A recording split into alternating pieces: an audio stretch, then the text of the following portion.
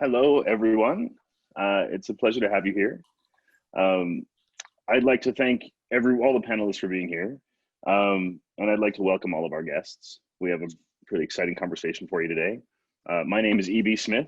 I am a BFA 2004, and I have returned to OU to pursue my Master of Arts Administration in the inaugural cohort. And Sharat? I'm Sharat Patel. I am a BFA Class '03 in sound design. Uh, just super excited to be here with these amazing people, these amazing panelists. Um, I'm just excited for us to have this conversation with stage artists about, well, what's going on in the world. I'd like to quickly go around and do like a quick kind of introduction before we kind of get into things, so to speak. If we, amongst the panelists here, if we could just do who you are, your grad date, where you physically are, and just a little bit about yourself, I'd appreciate it very much. And Laura, could we start with you? Is that okay? Absolutely, thank you. I'm very excited to be here today. I'm Laura Jackman. I am MFA class of '07. I am currently in Los Angeles, California. And I got my MFA in playwriting from OU and then was in Chicago for about 10 years, off and on, making theater. Since 2013, it's not a complete transition, but I've switched more over to writing for television and for video games. So since 2013, written on shows like Grace and Frankie, Get Shorty. I was just on the Netflix adaptation of One Piece, and currently I'm on Joe Exotic, which is one of the Tiger King adaptations with Kate McKinnon for Peacock. I still work in the theater, so I can talk about the theater, but I'm sort of a hybrid artist at this point, I'd say. Lovely, thank you. Aaron Carter? Hey, thanks for having me. I literally just had to look up on my CV when I graduated, but I was successful. I did an MFA in playwriting in 2005 and went from OU to Chicago, where crossed paths with Laura many times. And in addition to my own work, was working in new play development, both at Victory Gardens Theater and ultimately at Steppenwolf Theater, where I finished my tenure at Steppenwolf as an artistic producer. And about 3 years ago, I also made the transition to television, just returned to Chicago from LA. I was on The Red Line on CBS and am now writing for All Rise.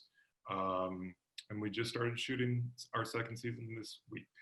So, but I still read plays and talk to people about plays and have lots of opinions about what's happening in theater. So, should be interesting. Thank you. Edward? Hi, thanks for having me. Welcome. My name's Edward Pierce. I'm calling you from Teaneck, New Jersey, just outside New York City, where I live with my wife, Pixie, and my 3 teenagers who are all in virtual high school at the moment. I graduated OU from the School of Theater in a Master of Fine Arts program in Scenic and Lighting Design in 1995. And immediately thereafter moved to New York City and have been working steadily as a scenic and lighting designer in primarily Broadway productions, but also regional theaters, national tours, international productions. I have a Tony nomination for a couple seasons ago from Angels in America revival, and have worked for many years on the smash musical Wicked, which we've had the pleasure of producing the world over in all different international productions. So keeping busy and happy to be here with my fellow OU graduates. Thank you so much. Evie, I'm going to ask you to do a little bit longer of an introduction for yourself, if you wouldn't mind. Sure thing, my friend. I got to get used to finding the mute button on these things. It's just not a habit I'm into yet. Like I said, I'm E.B. Smith. I graduated BFA in 2004. But since then, I've been working professionally as an actor in classical theater, new plays, specifically Black theaters across the US and Canada. The last 10 seasons I've spent at the Stratford Festival of Canada. which is the largest repertory theater in North America. And this summer has been pretty interesting indeed, watching a lot of these institutions wrestle with who they are in the context of this industry and the world we live in. You know, the world hasn't shifted so much, but people are realizing that it hasn't always been so great for everybody. And that's been a really, really interesting journey to watch people take. So that's a bit more about me. Thank you so much. Reggie, I see we got you back. We're just doing that quick introduction. Would you mind going? Yeah, so my name is Reginald Edmond. I'm an MFA playwriting from 2008. I had it up and Googled it myself. So currently I bounce back and forth between Chicago and Los Angeles. I'm a playwright primarily, but I'm also the co-founder and managing curating producer of Black Lives, Black Words International Project, which basically serves to provide voice and access to Black writers from all across the globe. Thank you, Reggie. I appreciate that very much. Now, Alania Kia Chester had to step away, and we're very lucky to have Sana, and please correct me if I'm wrong, Sana Solomon step in for them. I know you have something to read, and after that, would you mind giving us a little bio as well? Of course. Yeah, so basically Elena and I, we actually graduated from the same BFA class, so we're pretty close. So she gave me a little bit of a statement that she wanted to read since she wasn't able to take part in this panel. I first want to thank the Ohio University College of Fine Arts for putting together this event and for the invitation to participate in this panel. It is a step forward as an institution, a step toward elevating multifaceted artists, and a step toward elevating the voices of BIPOC artists during this challenging time. As an artist and a person of color, the year has certainly been a challenge. The effects of COVID-19 differentiate from person to person. However, I've found that I have to really work to balance self-healing and productivity, and maneuver away from the attempt to use productivity as a way to avoid processing the events of this year: a pandemic, loss of work, loss of lives, predominantly Black and brown lives, and last but not least, the systemic sickness that we still fight called racism. I've allowed myself to move quite slow in terms of my artistry over these past 4 months in opposition to what I normally do. Before the shelter in place, I was in tech for a show, the 44th Humana Festival of New American Plays, my first professional lead role. Although I was heartbroken, it came to an end right before it saw life at one of the top new play festivals in the country. It gave me clarity and opportunity to see a much bigger picture. It was the scarcity of opportunity that overwhelmed me. In an industry that tells little of the Black experience and forces us to stay quiet and be grateful for the few stories that make it. The lockdown was my moment of realization. I wasn't mad at the virus, I was mad at the systems I let take over me and my craft. The pandemic just pulled away the curtain. The pandemic broke a system we have always operated within, uprooting what has been designed to operate as we are too busy to pay attention to the issue, and it is too costly to change our behavior. When Black people say we are tired, we are emotionally drained. The BLM movement has found opportunity during this pandemic to show the world what it didn't want to look at. We are not valued, and the work is not put in to equally protect us and center us in this country, though we provide you with our services, culture, and work. Some people are finally listening because they can't pass by it with the usual attempt to stay their course. I would even say now more than ever, we have been given a blessing of pause, a moment in time to examine and reevaluate. Now, as artists, creatives, organizations, institutions, this is a place to start making the changes we wish to see.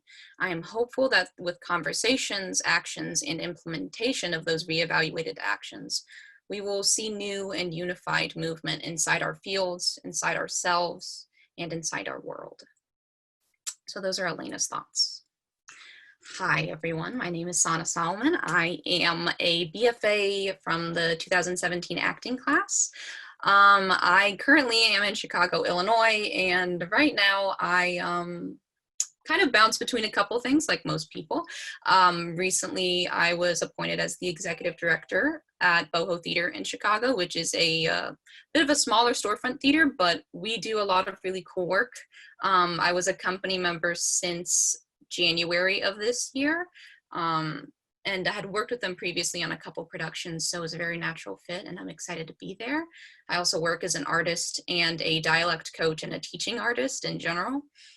So I kind of bop around and I'm in different circles, but I'm very excited to be here and talk about theater. Thank you so much. And I can't ask all of y'all for this without saying something myself.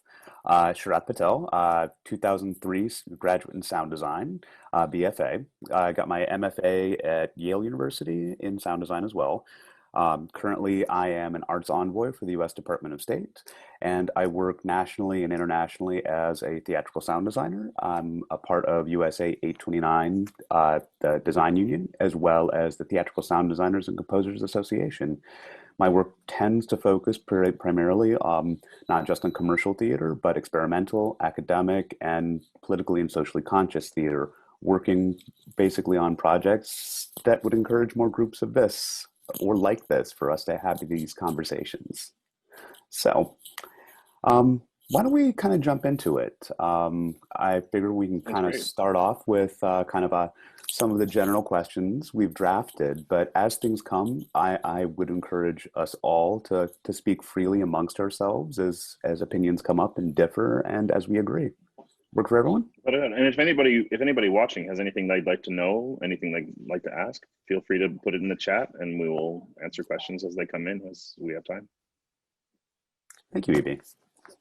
So, general question: how has the pandemic affected you and your professional working life? Specifically, do you find yourself on a different schedule? Do you find yourself working on different projects? Do you find yourself dealing with other social or political issues? Anyone feel free to pick up on that one. Well, I would say, at least with Boho Theater, and also as my own artist, it has definitely been a shift. It was funny because we had our 2020 retreat, I think March 8th, and then very shortly after that, everyone was told, to kind of shelter in place. So we had a lot of energy going into what we wanted to do for the season, but obviously had to push everything back. But I think I've been very interested in seeing what it's like to pivot in this digital platform.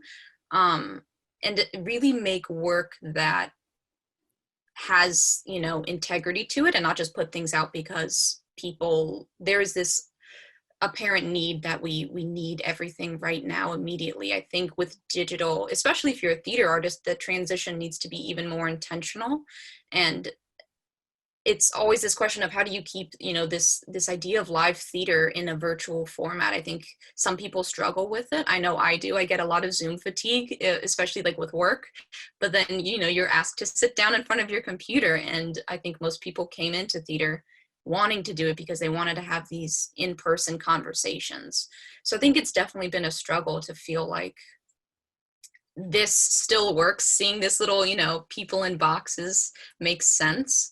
And I think some people do it better than others and they pivot better. And I think it's generally when you remain authentic to the work and it's not about, trying to fulfill a quota for a company. When it's really, driven from the heart and there's some pressing need for it to be done. Those are the art pieces that I'm most drawn to and excited to see. I would love to get a perspective from, I guess, the other side of the curtain, so to speak. Those of us, we're not performing on stage, or there's nothing wrong with being an administrator. It's very important, especially being an artistic director. But Eddie, what has it been like for you as a designer in this new kind of digital age, working in lighting and scenic, two things that don't exactly translate immediately to a computer screen? Hi, thanks so much. Well, at first, I probably should just share a slightly personal story because COVID, of course, has affected all of us in so many different individual ways. And my personal story is something that's pretty much consumed the last 6 months for us. On March 9th, I actually got quite ill with what I thought was just flu-like symptoms, of course. But quickly learned by the end of the first week, where I was having a lot of trouble breathing, that it was confirmed COVID. I had to go to the hospital, and they immediately admitted me. And 3 days later, my oxygen levels were not getting any better, and it was determined that I needed to get put on a ventilator. So on Thursday, March 18th, I was intubated. And the next thing I knew, it was 5 weeks later. And I woke up in an ICU in Holy Name Hospital, which is just around the corner from here, and was informed that it was 5 weeks later and that I had essentially been dragged through the most horrific medical tale you could imagine. Of course, at the time, no one could come to visit the hospital because nobody was allowed in hospitals. So my family relied on a singular phone call every day around 4 o'clock from the doctors to let them know how I was doing. It was pretty much 1 step forward, 2 steps back for 5 weeks. Losing kidney function, losing just about everything you can imagine. Presumably, I don't remember any of this, of course, one night I pulled out my breathing tube and my heart stopped for about 15 seconds and they had to knock me back into life. So luckily, I was a candidate for a very experimental procedure, which involved taking live placenta cells and injecting them into 15 locations on my muscles around my body. And for that, the doctors were able to get the FDA to approve one compassionate use allowance, one person in the States, and that was me. And from that day forward, a week later, I woke up and I was fine. And 3 days later, I was itching to get out of the hospital, and then I was out. But so the first 2 months when everyone was sheltering in place, I was in my own place. And so since then, of course, I've had quite a long road of physical recovery, because when you are incapacitated for so long, you lose a lot of muscle mass. And in my case, I lost a lot of the strength on my left side. So I've been in physical therapy for the last 4 months, graduated that now, and feeling about, I'd say 99% back. So what's been really kind of keeping me going, honestly, is the theater. Now, not so much practicing theater, because I'm really a live performance guy and there's not really much of that going on, certainly for set design and lighting design. But I have been very active since I joined United Scenic Artists Local 829, as I became a member in 1995. The last dozen years, I've sat as a trustee on our national board, and for the last 9 years on our pension fund. And almost immediately upon getting home, I jumped right back into what were becoming nearly daily board meetings for the union. How to get our 5,000 members back to work safely. And of course, we've cut the staff down to bare minimum, but that didn't curtail our efforts as board members and those who commit ourselves to the service of our members to keep finding every possible way to ensure that when we got back to work, it would be safely. And we can probably touch on this later, because I don't want to consume too much time, but it's been quite the last few months, just the amount of administration and discussions going into that, and coupled, of course, with all of the social action issues, which have now been presented, especially to an institution that's 125 years old, as a union is. And how are we as an institution going to look inward and see what anti-racism values we need to work on, and what does that introspection look like, and how do we center our very small percentage of BIPOC voices? I mean, our union, unfortunately, has just about 10% membership BIPOC, and and how is it that we are going to correct that? And it's a pipeline issue, which is why I think having this conversation here, talking with educators and students is a great step in trying to make people aware of the opportunities that our design union has. But I think it's important as we start to unpack some of this to center those voices in our industry and certainly in our institutions. I think a format like this is the beginning of a long road. Certainly is.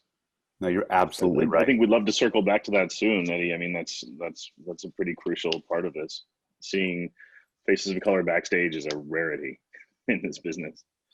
On the other end of the house, Laura, what's it like working in the TV world right now? It feels like that's where everybody's turning because we don't have live spaces to play in. So yeah, it's it's really interesting. I think there's been a very large shift that's happened in the few months, which is, TV is, you kind of have to keep going and get the work done. It's not there is no leave in a television show. There is no taking a day off for a birthday party or flying out for a weekend wedding. Like when you're on a contract of a number of weeks and you are there for those weeks. And what I've noticed, I think, and my last two rooms have had a significantly heavier percentage of BIPOC writers than in, I think, any of my previous years, any of my previous shows. And there is a clear acknowledgement in those spaces that we are trying to make, as we call it, like dumb television shows in the middle of an uprising and in the middle of incredibly complex global events and a near constant state of trauma, basically. And there are some days where making our dumb television shows is a welcome respite from that. And there are also some days where we give ourselves permission, and we are given the permission to say, it's too much. We can't talk about what the out of Act One is. We need to either talk about these issues, take space privately to think about these issues, sort of cry together, be with each other. And it just sort of depends on the day. And that's been a great attitudinal shift where we can acknowledge, yes, the art is important, but also taking care of ourselves as artists is equally important. And, what can I say? Television is happening again. Shooting is happening again. I have AD friends and below the line friends who have been back on sets for, weeks, if not months at this point. I have actor friends who are shooting stuff. I'm concerned. I think that the money is there, unlike in theater, the money is there, right? Where you can throw money at the problem, you can hire more people, you can do French hours, you cannot be pushing over a 12-hour day, you can be hitting a 9 or 10-hour day, you can be working in pods. And also we have the backing of multiple unions, right? Like it was only within the last day or two that I think IATSE was actually saying, okay, we've come to an agreement with the studios to say this is how we're going to proceed on things. But that is because of the strength of Hollywood unions that we're even in that spot, as opposed to the corporations controlling it and having the sole say. Right. So what does it mean to you coming from the TV world and the theater world to get back to theater? What is the importance of that for you? It's fascinating. I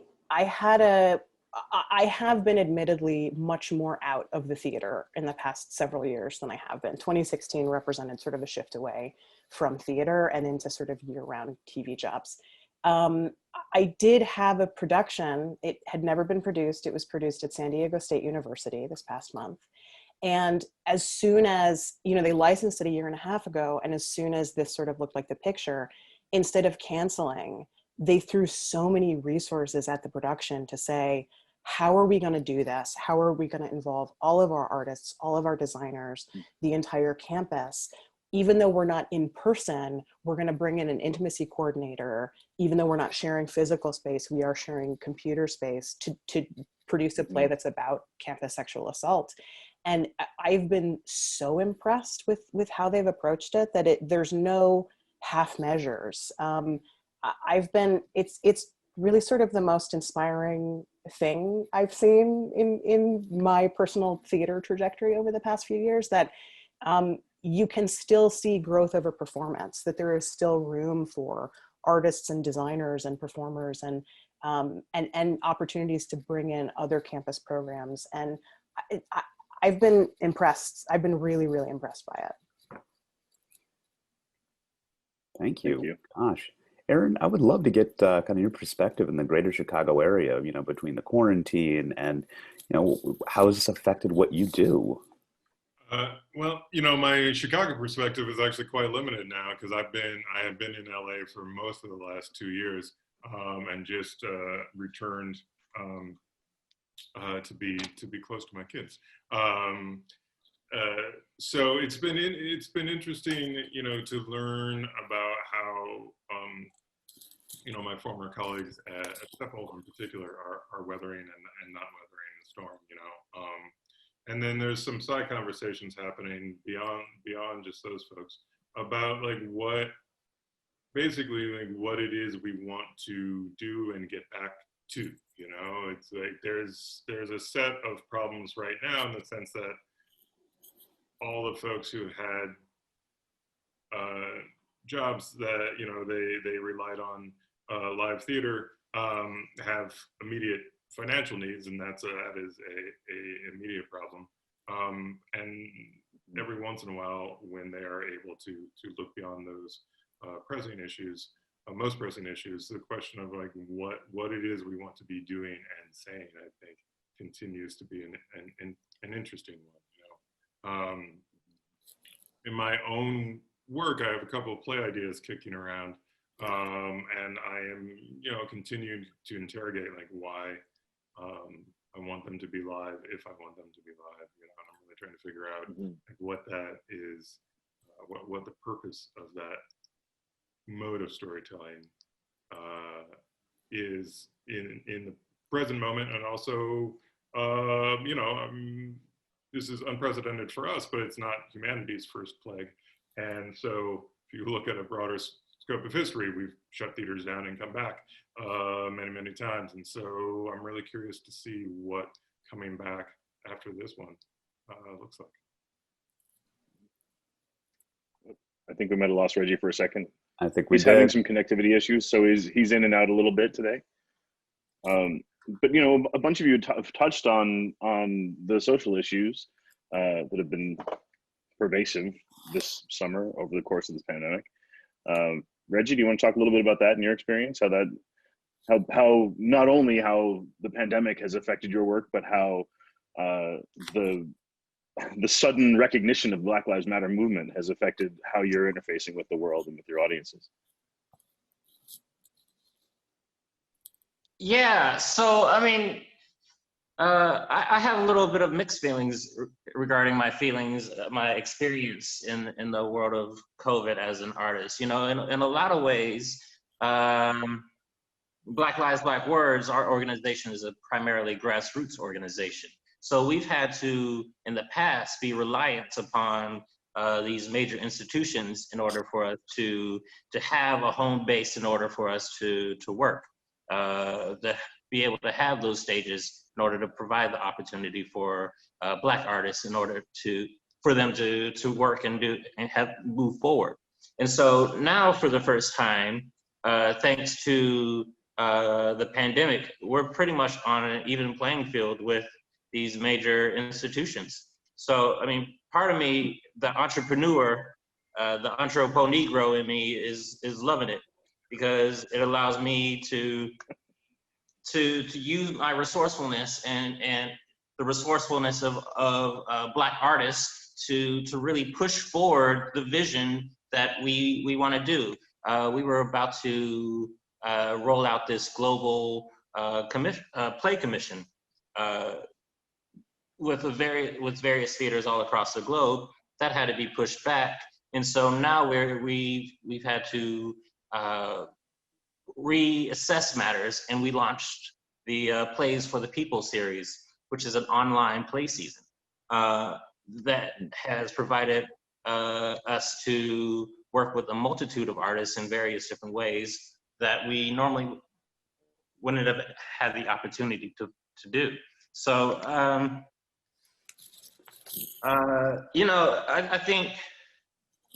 I think back to how in regards to Black artists and Black lives, we've often had to take the scraps and make masterpieces out of it.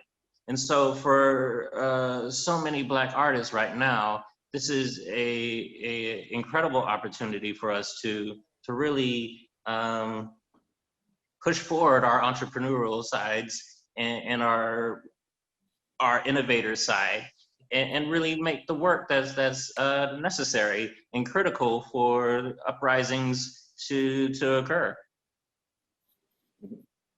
What do you think the lasting effects of this are going to be in terms of the cultural impact that this summer's recognition of this movement has been having? Right. Sana? I mean, it's my hopes that that it's going to create a shift towards something that's radical and transformative. You know, it's causing institutions to have to look inwards when normally they and really assess where they stand in terms of matters, which is, you know, frankly, they've never given a damn before. And I think what I'm hoping for is that we're going to be stepping into a new dawn. You know, I'm hoping that this amplifies our community's needs to speak out against the horrors that are being subjected on Black bodies, and not just this country, but also recognize that it's occurring globally. And I'm hoping that this will lead us towards a more radical representation and a reconstruction of our communities, our politics, our art, our theater institutions, and just really shaping and shifting things a little bit towards progressive thought. Mm-hmm. So Sana, as someone who is engaged in so many different areas of the work, including dialect coaching, which is extremely loaded with a lot of this stuff, how do you see the work changing and evolving, and what do you think it's going to do as we return to it after this earthquake is settled? I guess I don't know if it's going to settle. I hope it doesn't. Yeah, well, some of the pros that I feel like that have come out of this summer is that I would like to think that most people, like the everyman, there are certain knowledge gaps that they can't act like they don't know. Like, people have heard about police brutality, so you can't act like you don't know it's there. You have heard people throw around, you know, what does defund the police mean? And if you've done homework, you understand what that logistically looks like. And so hopefully, you know, people can see this and not just take it, you know, basically kind of what Elena was saying, like, we're just too busy to actually recognize that this is happening. So, I mean, that's hope. I mean, I don't think it's going to change quickly, because especially when there's money involved, I don't think people care to change these things. And it's been cemented for such a long time. I mean, regards to like dialect coaching, it's very interesting because I actually think that a lot of most dialect coaches that I have been in contact with, or I might be like a part of a Facebook group and like listening to the discourse that happens, a lot of them are very attuned to what's happening and have been attuned for a while and have been very clear about, you know, they might be, let's say, a more prolific, you know, person in the field. They've been working on TV and movie sets for 20 plus years, but they understand that, oh, it's not my place to try and teach an African dialect. I'm going to pivot to, you know, all of my other colleagues that I know can do this and that actually have the life experience. And so I actually am very grateful for the dialect community, because for the most part, the people who are doing it professionally generally get what's happening. But I think what I would really love to see out of this pandemic is just, you know, I'd really love it if we wouldn't have to make art that came out of this particular pain. It feels like a lot of art sometimes is just trying to humanize what's happening and finding different analogies to show people like what it is to be a Black person and what it is to have like fear of the police because of certain things, or not be able to achieve, or feel like, you know what I mean, like there are these pressures on you, and I'm it's just tiring, man. Like I'd love to see people just create a play about, you know, happiness or joy, or about like, you know, a relationship that's just not going well, because that's universal. We can all understand that. but to always have to That's talk true. about and explain and be expected to explain this own very particular piece of trauma that has been inflicted on you by other people. I've gotten to a point where I think I hope that we can stop doing that. And I hope that that has been achieved by people understanding and helping in and pitching in to solve it. But yeah, who knows if the dust will settle, but yeah. It's fantastic to hear you say that, because one of the things I've been thinking about a lot is the fact that there are so many Black narratives that are not centered around Black pain. There are so many Black narratives that are based in Black joy and imagination. I think of an entire genre of Afrofuturism, which is really about our dreams and how we would like to live and how we imagine this world if we hadn't been subjected to this trauma. Yeah. And I feel like that's an area that the theater could easily venture into in such wonderful ways. But Sharath, do you have something? Actually, I was gonna actually ask Sana, and then it was a two-part question. First to Sana about basically when it comes to things like programming, the things we're choosing to produce and to share with audiences, you know, where do you stand with what's going on in the Black Lives Matter movement we want to share? And you answered that question before I had a chance to even ask it. And the second part of that, I actually wanted to pose to the designer and the writers that we have. Like, you know, how is this going to affect the art you create? Will it be something that you see that will we experience? We have this conversation about pain, or we try to have conversations about lighter things? Do we try to go into, and that's nothing wrong with escapism. You know, sometimes you just need to walk into a theater and be given an experience that takes you out of the world you're in. But I guess, how are you pivoting? How are you dealing with this creatively? Like, if you don't mind me asking a general question to the four of you. I think there's, for me, I think there's kind of two approaches to that question. One is the work that I do for hire, right? So I write for a procedural on CBS. And, you know, procedurals about our justice system have come under a lot of well-deserved fire for their portrayal of the justice system and the way they entrench ideas that support systemic racism into the telling of those systems.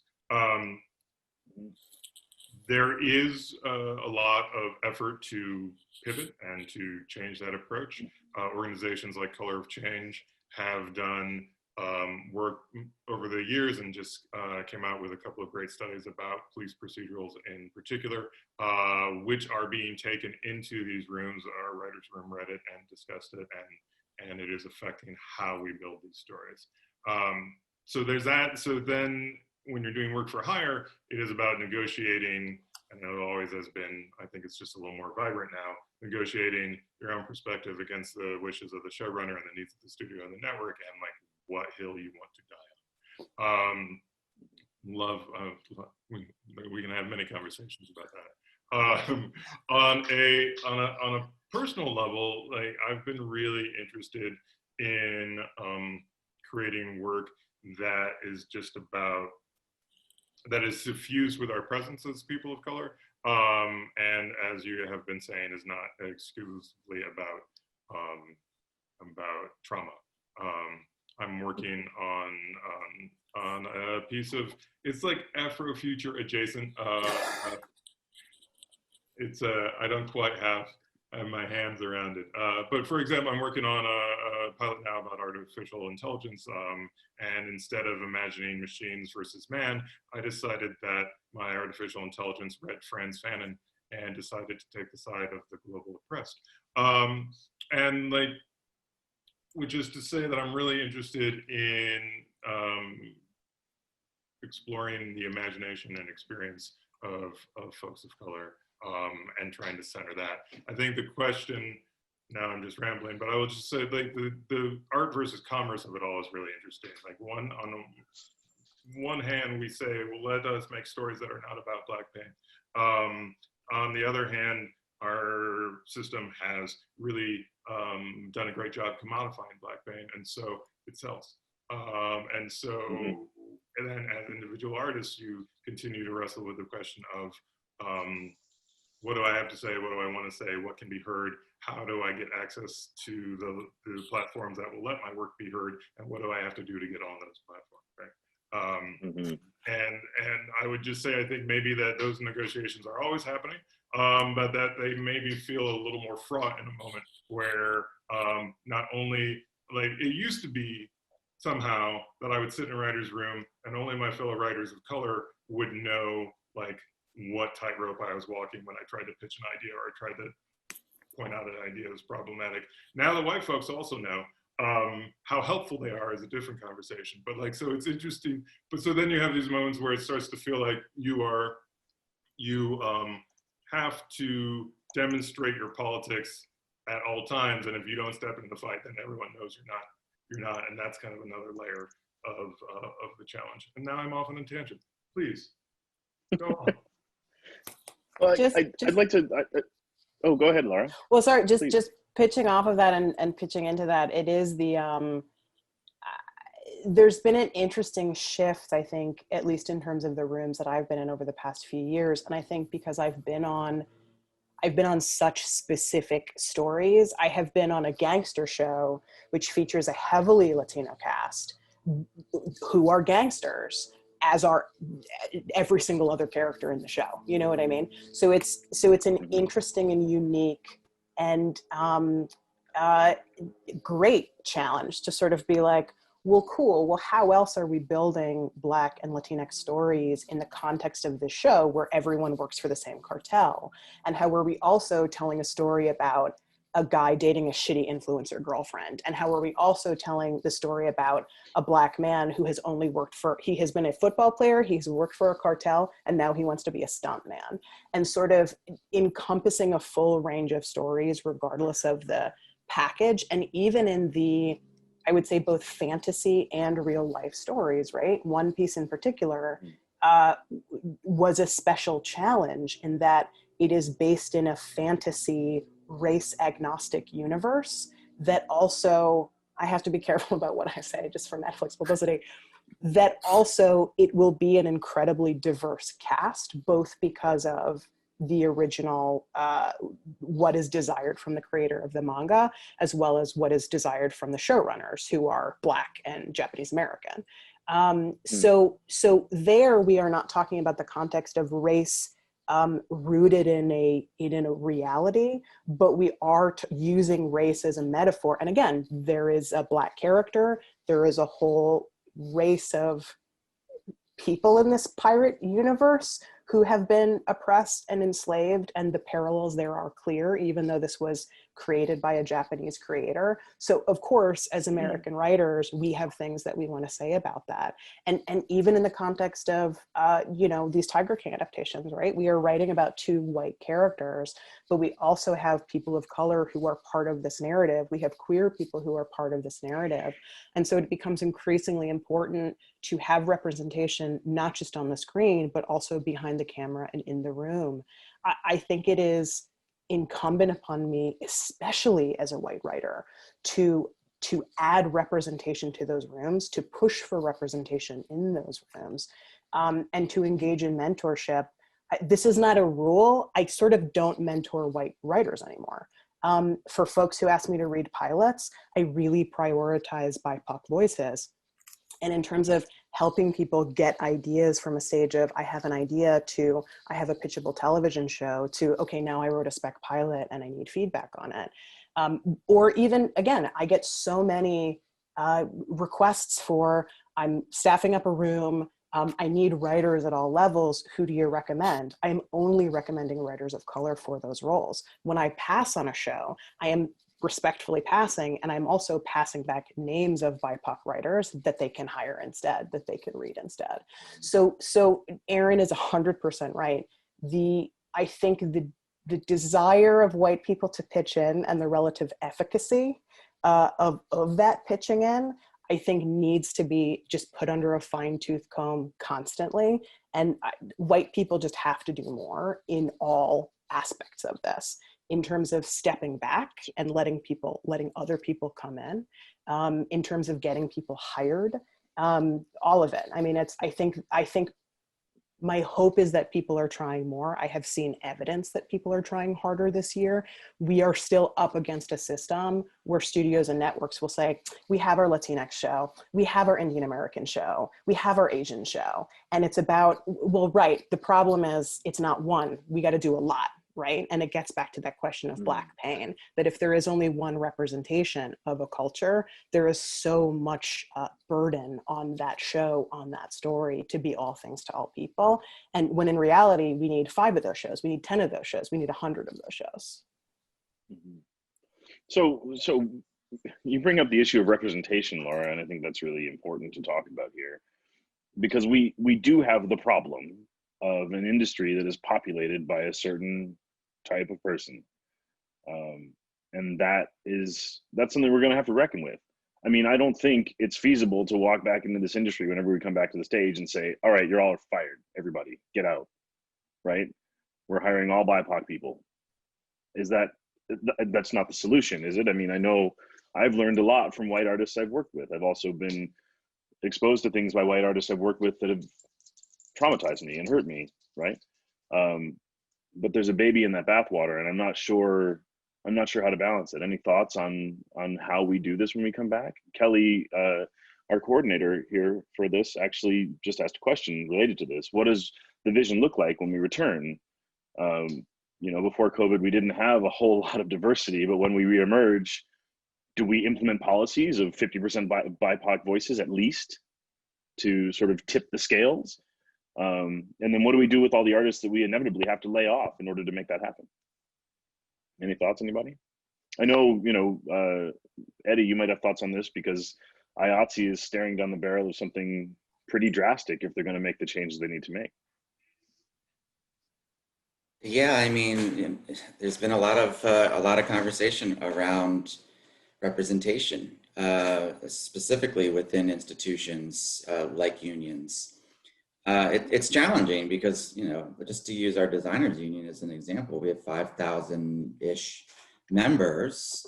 And although we don't have great demographic research at the moment, although we have canvassed our membership recently with a demographic poll to get a better sense of how people want to identify, our best guess is that there's about 10% or so of BIPOC voices there. So it's very difficult to say to a producer, your design team has to be 50% BIPOC, because we don't even have that to offer necessarily. And that's, when you look inward and you say, well, why are we not represented that way? You kind of have to, say, well, are we being exclusionary? And if so, how? And so you look at your entrance requirements, be it an exam or professional entrance process, and how does that work? And are there factors there in so much as what we're asking of people, or who the people are who are judging, I guess, entrance, or is there a barrier there? Well, we look back at our institution and realize, well, we don't actually turn that many people away.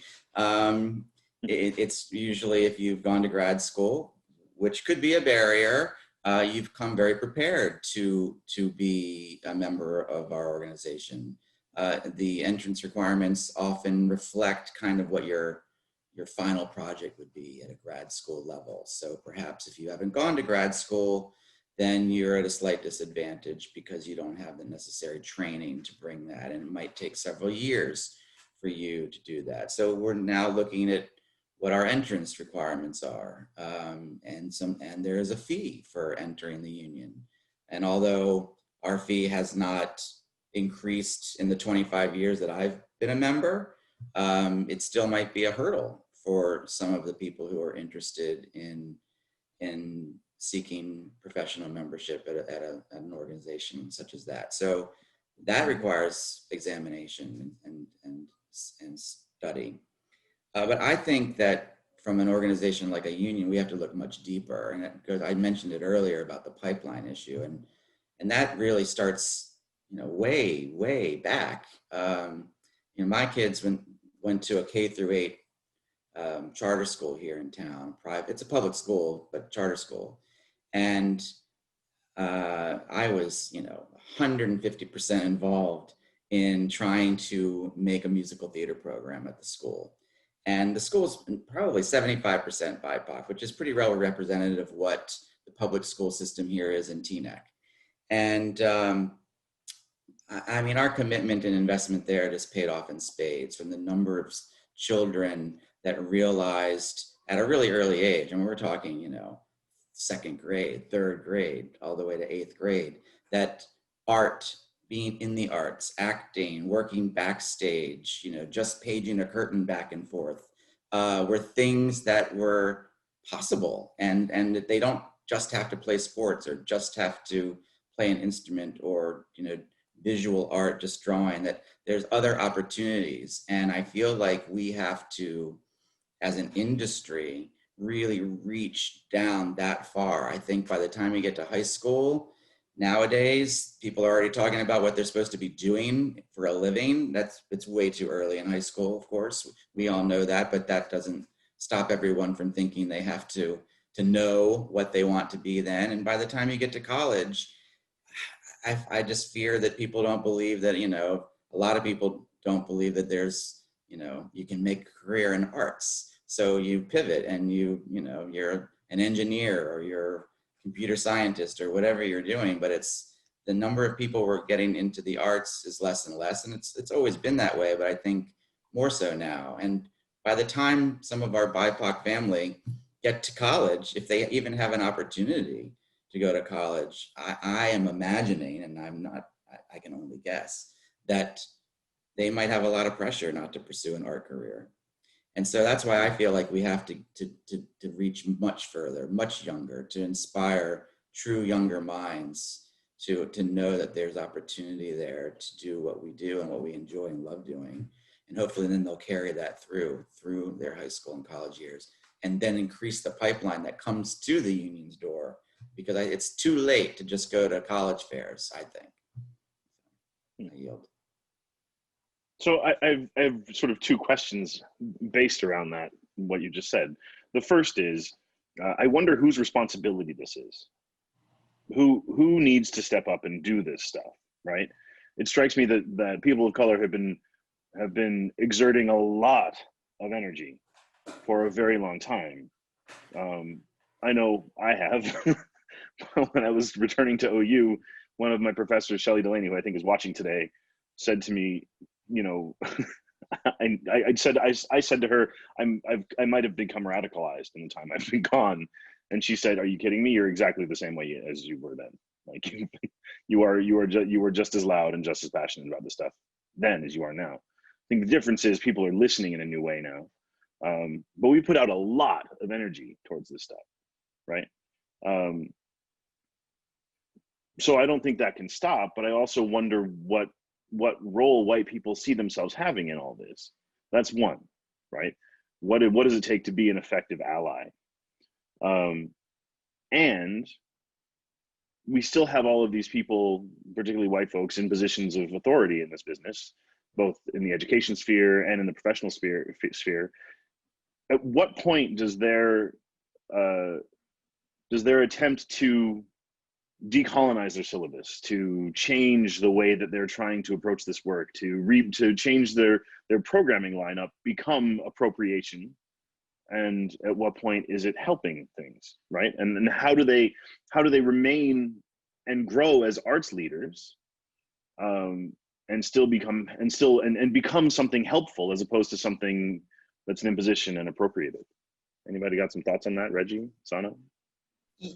Yeah, I'd like to speak on that. I mean, I'll say one, as I think I'm probably the only one in the mix here as a playwright and also as an art leader who probably gets like hate mail and like death threats for trying to provide opportunity for Black writers to have access into some of these various spaces that have been perceived as white institutions.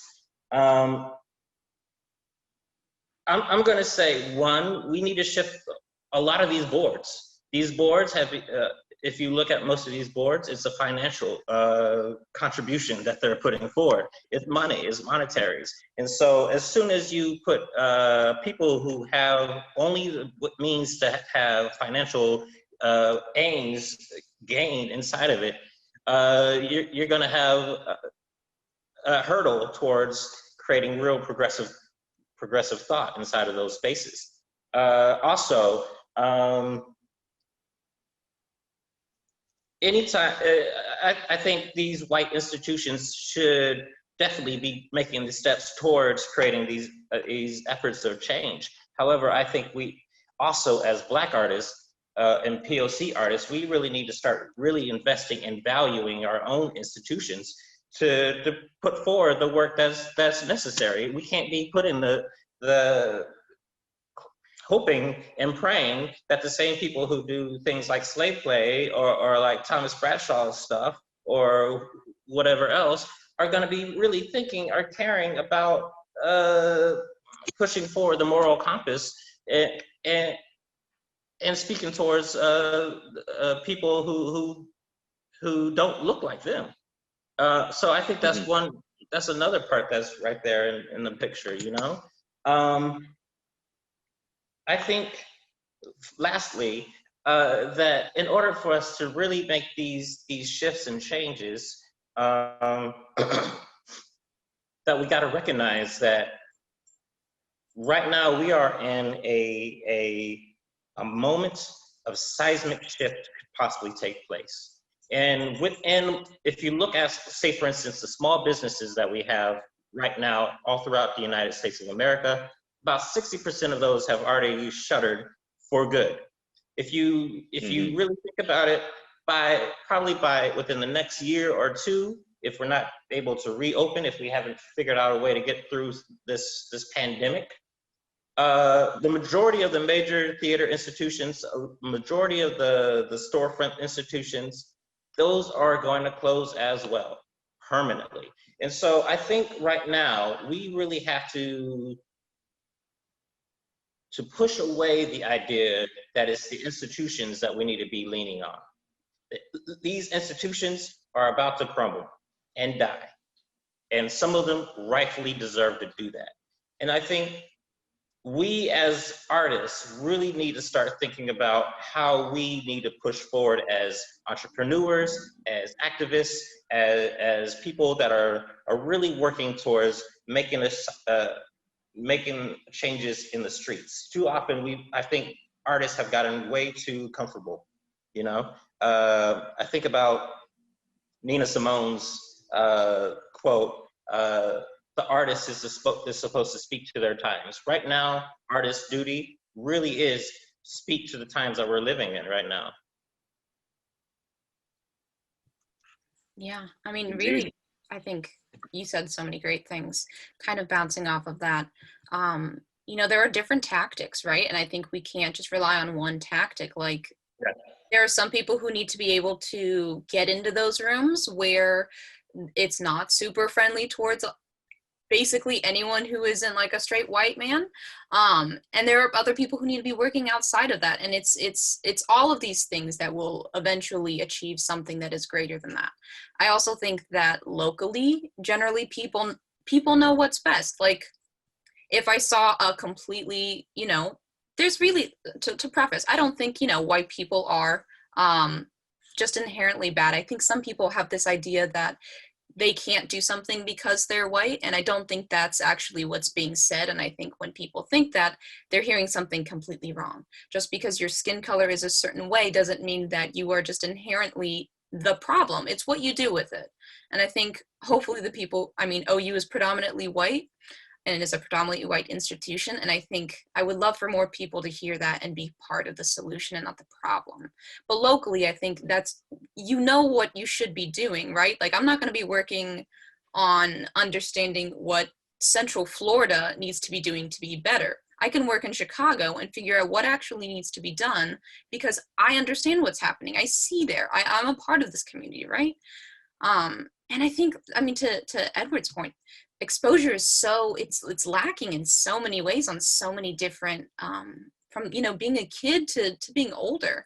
And unfortunately, theater is a pay to play sport. If you don't have the money for voice lessons, if you don't have the money to go see theater, how do you get involved? And I think one thing that's so great about, you know, us having to pivot towards online things is that a lot of these things are free.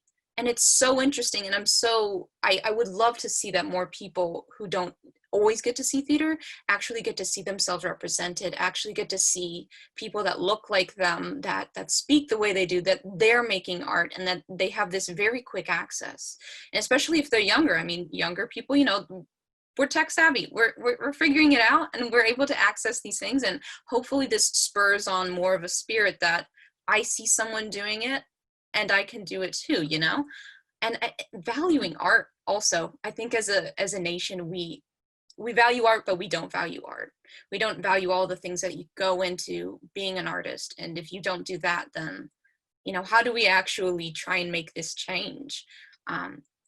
To quickly bring it back, I mean, as much as I love theater, and I think that it is it's not brain surgery, like it can save lives, but it also, you know, sometimes what we do can feel superfluous. A lot of what I think we should be doing, like at least in this Black Lives Matter movement context, it's to support the larger things, right? Like, how can we create art if we're not alive? You know? So like, what can we do with our art to push that agenda forward? And hopefully, you know, we're getting there, we're getting somewhere. Hopefully art can move people to change how they think about things, but you know, we'll see. It's only time will tell. I think it's interesting that. So, oh, go ahead, Aaron. I was just going to say, I think it's interesting that a couple of people have brought up a multi-pronged approach, right? I mean, we face the same thing right now in the pandemic where people are like, well, you know, masks aren't solving everything, so we shouldn't wear masks or whatever, right? Where we have fixation on single shot solutions when obviously we need multiple prongs. I'm also really interested in what has felt like to me the conflation between a dedication to a diversity of viewpoints and representation and a particular like political ideology, right? Where I feel like one of those prongs of a point is not only room for folks of different backgrounds, but from truly different perspectives. Like, you know, like, and a variety within the culture. Like, I may have misheard you, Reginald, but it sounded like that you have some like issues with Thomas Bradshaw and Jeremy O. Harris, right? And like that is interesting to me because it's like one of the reasons that I stepped away from theater is that I started to feel like in order to support the very real systemic change that I'm interested in more folks at the table from real backgrounds, that I had to weirdly narrow my perspective on what was like what we were allowed or supposed to talk about. And so I'm also feeling this really strange tension in this moment where we're trying to bring more people to the table, but also getting more rigid in what we seem to say is the right path forward. And I think there's a tension there that we're going to have to resolve in the next phase of this movement.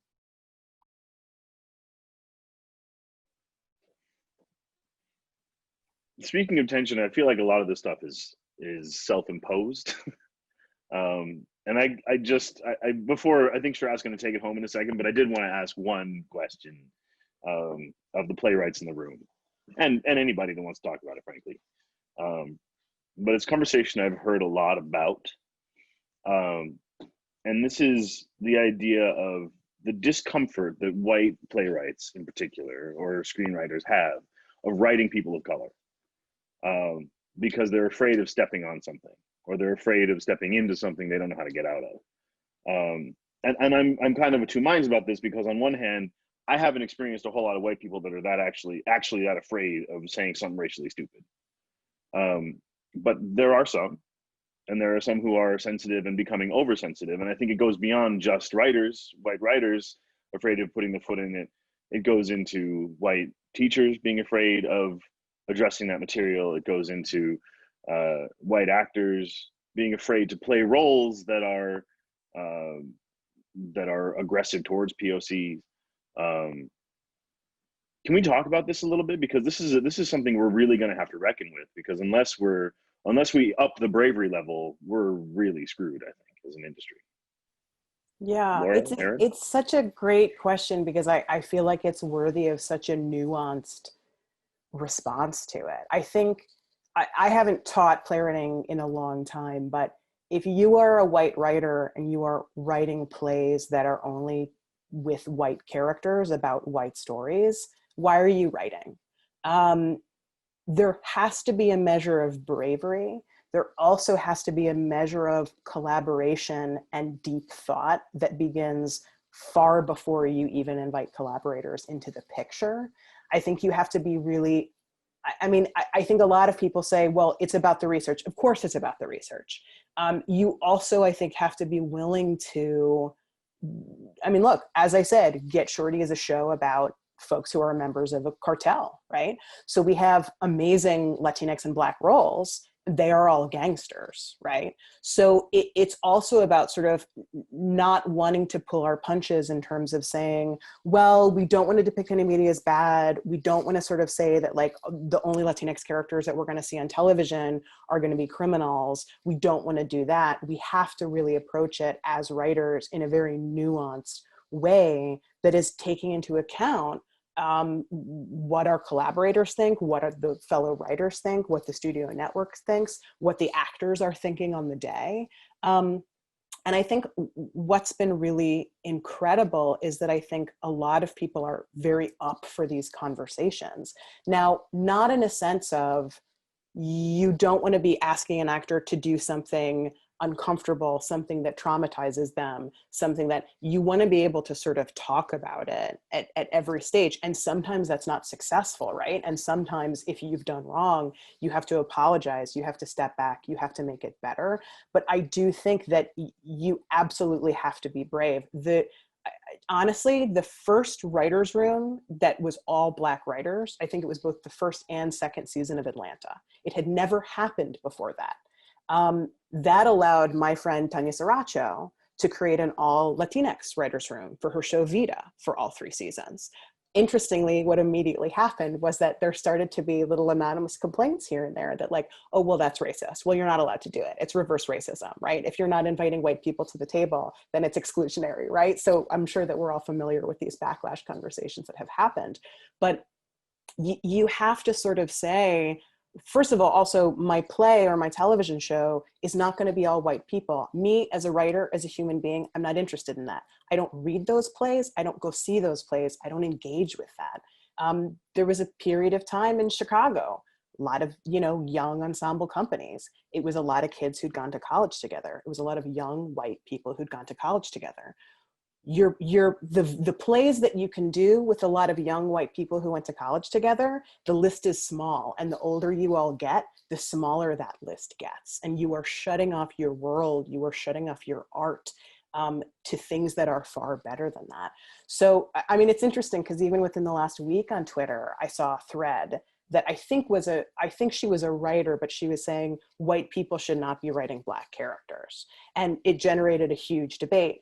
I agree that, look, if this is a Black show, I would never as a white writer say this is a novel by a Black writer about Black characters. Never in a million years am I going to try to develop that into a television show. That's not my right. I should not be in line for that job. A Black writer should have the first chance at telling that story. They should be the one to get that to screen. But in terms of writing a show that has white and Black and Asian and Latinx, et cetera, characters, you have to push yourself, I think, as a white writer, as a Black writer, to write all of those ethnicities and to do them justice in the writing, which again, doesn't mean that you'll never screw it up, but you have to put yourself out there and risk being wrong and then also get better. Reggie, what do you think? Yeah, I think what happens is there's this tendency when it comes down to white writers, oftentimes writing for POC voices, writing POC voices, that they still put at the center that white character, right? They still oftentimes make the paint the picture of that that Black or brown character as nothing more than the gangster, or as the rapist, or this, that, the next thing. And it's so is it the rule that they need to get a consultant? Is that the idea? well, I mean, If you want, shit. I mean, they might need to. I mean, ask around at least, because oftentimes what happens is the painting and the portrayal of people of color is so tainted inside of a racist frame. So I mean, yes, feel free to write a character that's Black or brown or whatever else, but at the same time, do your damn homework. And so oftentimes I don't think people, white writers, are doing that in the least bit. That's my piece. That's it. That's all I gotta say on that one. amen, brother. Thank you very much. Sarah? Oh, I was actually going to see if Aaron had a response on this one. I mean, I agree with a lot of what Laura was saying, and I share some of Reggie's skepticism. But I mean, the thing that has struck me recently is I have a number of writer friends who are white folks who are like checking in and are like having conversations, which I really appreciate. I don't feel it to be too much labor at the moment, and I will let them know if it is, right? It's all good. But what scares me is a lot of the conversations are, my producer doesn't think this should happen because it might offend somebody, or my casting director is saying this or that, the other thing, where what's happening is that there is this desire not to offend, but in doing so, like stepping back, making the safest choices, which are ultimately, weirdly, going in a lot of cases, are gonna narrow opportunities, right? And so again, I guess my theme today is like conflicting tensions, and that's one where it's like, as consciousness of privilege and institutional racism goes through more and more of our culture, lots of people who want to be on the right side of history are afraid of making the wrong move. And if those are people in power,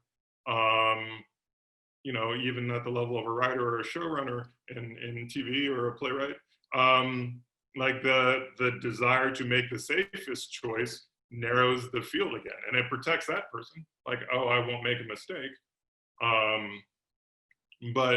But in that particular instance, it also, as Laura's pointed out, takes opportunities off the table.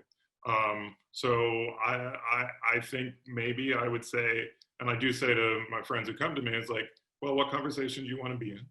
Are you ready to have that conversation? And then, so if so, please do, you know? And that, like, part of that allyship is going to be some bravery to like take those missteps. And then I think as folks of color, like, we have to meet, if you're someone like me who's out there saying, be brave, take a step my direction, then also when they fuck up, because we all fuck up, excuse my language, I just realized I'm on a professional panel. Sorry about that. When we mess up, you know, correcting with kindness and grace, I think, is the thing that we should offer to those folks we've asked to step up. Thank you, Aaron. I think we've run over it on time just a little bit, but I did want to ask one last question, just because it struck me a little bit ago that between Edward, myself, and Sana, we basically have 90s, the 2000s, and the 2010s. And I wanted to ask a question of the two of you about what you've seen in the field. And have you seen a growth in diversity in theater specifically, or have you seen a decline? Just because I hit New York in the mid 2000s at a very odd time where, I mean, that's honestly when I came back to OU to teach, where I met Reggie, where I met Aaron, and there was a giant growth and then a cutoff, and then I just saw a plateau for a long time. So I would love to hear, just in theater in general, what are your perspectives? I would say that, I mean, I tend to run optimistic generally. But I'd say at least in the places that I find that I'm centering myself, I do see that there is an influx of stories that are being told that I'm super excited to hear about. Like even though I identify as Black, like I also have parents who are immigrants. And so like I also have this very strong tie to this, immigrant story. And I remember I got to see a show done at Steppenwolf, and it was about a first generation, I believe, a Zimbabwean family written by Denai Guerrera, and it was called Familiar. And it struck me because I had never seen anything as close to my life experience on stage. And it was just this cool feeling. And I was like, wow, like I don't imagine that I would have seen that 10 years ago, So at least from my point of view, I do see that it might feel slow, but I do feel like there is this momentum to just hear different stories, Like I think because this thread of universality of, pain and loss and joy and happiness, these things run through all of the things that we see. But it's so interesting to just see someone that I haven't seen on stage, that particular frame of an experience showing that. And it doesn't even have to be my own experience to just make me so happy to see and proud and, just opens my mind to something else. So I do feel like there is more of a openness, and we are seeing more diverse voices. But I also think with this pandemic, what we've been able to see is that if we don't have to put something out in a very strict time frame where we have money riding on it, what can we do? Like this idea that you have time to create work, I feel like you're always going to choose a different route, or at least you have the opportunity to choose a different route that's not relying on money. Because when you're relying on money, it's this thing of, I'm going to choose the people I've worked with before, and this kind of starts to reinforce this similar narrative. So that's what I've been seeing. Thank you. Edward, how about your experiences that you've seen, in 1995 till now? Yeah, I'm also an optimist, so I try to see and hope that there's been growth and diversity. I've been very lucky. The first show I did out of grad school when I first landed into New York was working with George C. Wolfe at the Public Theater, and we did Bring in the Noise, Bring in the Funk, which was basically, the story of Black America through tap and music. So my first dive into commercial Broadway theater was through that lens. And so I might be a little tainted because I kind of like, that's how the Starry Eye of Broadway, that was how I first saw it. And I've been very lucky to be involved with other, what I would like to say were groundbreaking productions, in so much as, I designed the set for Kenny Leon's Holler If You Hear Me, again, one of the first rap musicals, which unfortunately didn't do it very well commercially, but was a wonderful story to tell and needed to be told. Wrong time, wrong place, I guess. But even working with on productions that, here's a perfect example. I worked on another not hit musical called Amazing Grace, but it was following the story of slavery and the gentleman who wrote that iconic song. It was written by someone who's never written a musical before in his life, a white gentleman from Pennsylvania who was a police officer of all things, and he wrote this story. And it definitely probably would have had a lot deeper impact, as Reggie said, if he brought in someone to work with him who actually could speak to a much deeper vein. I don't think we ever really touched that vein.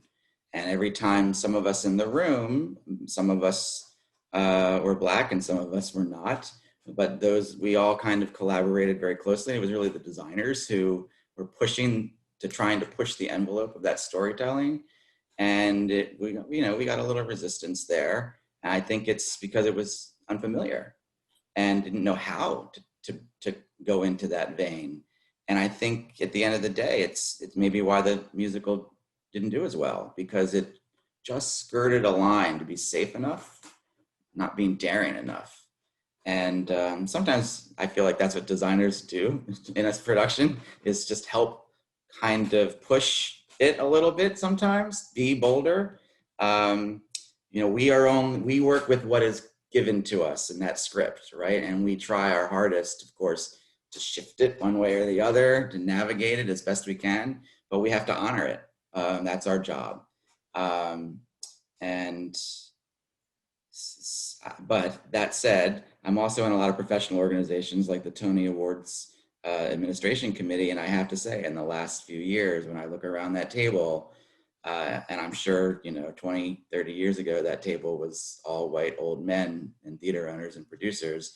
And there's a lot of diversity around that room. Now there's Kenny Leon, there's Sergio Trujillo, there's a host of people of color. And it's so rewarding to hear their voices in those important conversations when, we're dealing with commercial Broadway. So thanks. Oh, thank you so much.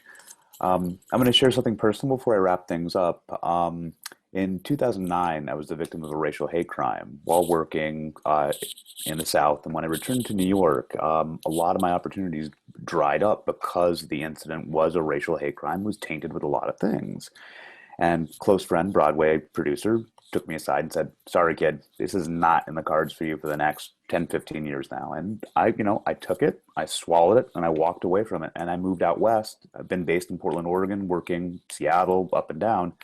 And in the past 5 to 6 years, I've seen more diverse teams just grow and grow and grow. And the POC assistants that I've been training and sending to New York, they're all working, which makes me super happy. And I consider myself a pessimist. So the two of you, that love the ray of sunshine. So, right or left, I wanted to just say thank you to everyone for being here. It was such a wonderful conversation. I feel elated. I feel just my heart is full of our next steps and our next thoughts. I just wanted to know, Dean or Evie, if you had any other closing remarks. I'd love to thank you all too for being here. This was a fantastic conversation. As a Black theater artist, this conversation has been my life for the last 2 decades, every single day. Every time I walk into a rehearsal hall, every time I walk into a new theater, somebody's going to bring it up. And I can't get very far into the building before it happens.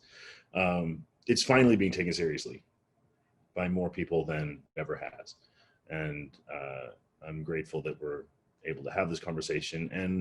And I applaud all of your bravery for entering into it, because it's not easy. And it's something that we're all going to have to reckon with for a long time to come. But this gives me hope, right, that we're having these chats. So thank you. Again, thank you all so much for joining us. Everyone have a wonderful evening. And again, take care of yourselves. Be safe. Stay safe and healthy.